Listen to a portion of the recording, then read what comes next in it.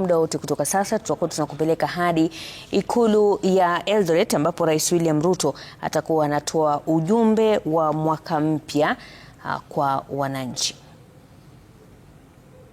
Jinsi Mungu ametuwezesha kama taifa mwaka huu ambao tunauaga leo usiku, mwaka wa 2025. Mheshimiwa Rais, tunakushukuru kwa sababu kupitia uongozi wako na kupitia neema ambayo Mwenyezi Mungu amekupatia, tumepiga hatua kadha kwa kadha kama taifa. Nataka niseme tu mawili. Ya kwanza, Mheshimiwa Rais, ni kwamba kupitia uongozi wako taifa letu limeweka msingi thabiti katika mambo ambayo ni mambo muhimu ambayo yatawezesha nchi yetu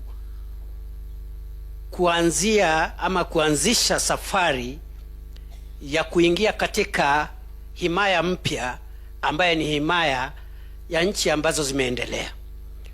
Kwa muda mrefu tumekuwa na matatizo katika mambo ya kilimo, uzalishaji wa kilimo, lakini kupitia uongozi wako tumeona ya kwamba program ya fertilizer ama mbolea imesaidia katika uzalishaji wa mimea muhimu ambayo inasaidia katika kukuza uwezo wa taifa letu kupata chakula cha kutosha.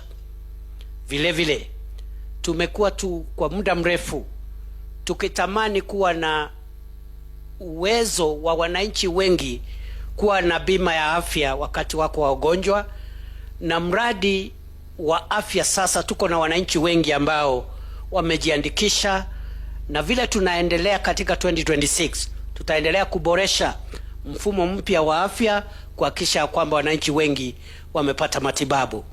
Kuna mambo mengi, Mheshimiwa Rais, tumeona ya kwamba nchi yetu imebaki nyuma kwa sababu ya mambo ya miundo msingi na hatukuwa na fedha ya kutosha, lakini tunapokaribisha ama tunapokamilisha mwaka wa 2025 kupitia uongozi wako, Mungu ametujalia na tumepata mbinu ya kuboresha barabara zetu, viwanja vyetu vya ndege na mitambo ya reli ambayo baadhi ya hizo barabara umeanzisha hivi karibuni, sana sana hii barabara ya kutoka Rironi Mau Summit ambayo sehemu moja itafika hapa Eldoret na iende mpaka wa Kenya na Uganda. Vile vile tuko karibu kuanzisha mambo ya upanuaji wa reli yetu na kiwanja chetu cha ndege as we go to 2026. So Mr. President, our country's foundational development priorities are now in place, and 2026 can only be better in terms of accelerating and building on the foundation that you have provided for us now that the fundamentals are in place. Mheshimiwa Rais, kwa hivyo wakati tuko hapa ni lazima vile vile tukumbuke ya kwamba wakati huu wa mwisho wa mwaka, mimi sikumbuki ni siku gani taifa letu limekuwa na umoja ambao sasa uko katika taifa letu. For a long time we have been a bitterly divided nation, but as we close this year, you can see the discussions that are happening in the political place today, in the political space, are discussions about which party and which program one side supports. And I want to thank you.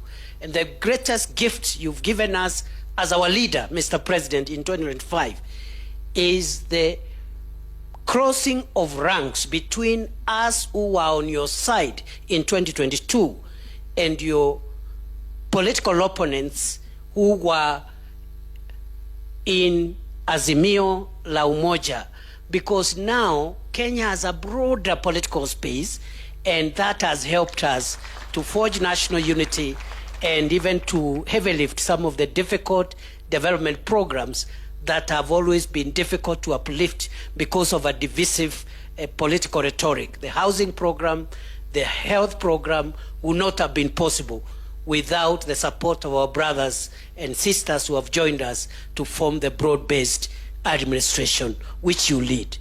Kwa hivyo Bwana Rais, mimi yangu leo ni kukushukuru na kukuombea na kukuambia kwamba Mungu akitujalia sisi ambao umetupatia nafasi kukusaidia katika uendeshaji wa masuala ya kisiasa ya kitaifa, tutajaribu kuweka bidii, na mimi nikiwa msaidizi wako mkuu na kuhakikisha kwamba nitaweka bidii ili kurahisisha mzigo ambao wewe unabeba kama kiongozi wa taifa letu la Kenya, ili utusaidie kupiga hatua ambayo imebaki pale mbele.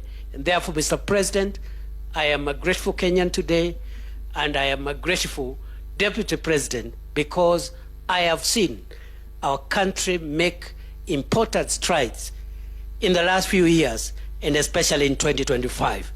With those many remarks, I now want to request that His Excellency the President can come and address us as we proceed with today's program. I request we be upstanding and a round of applause for His Excellency President William Samoei Ruto.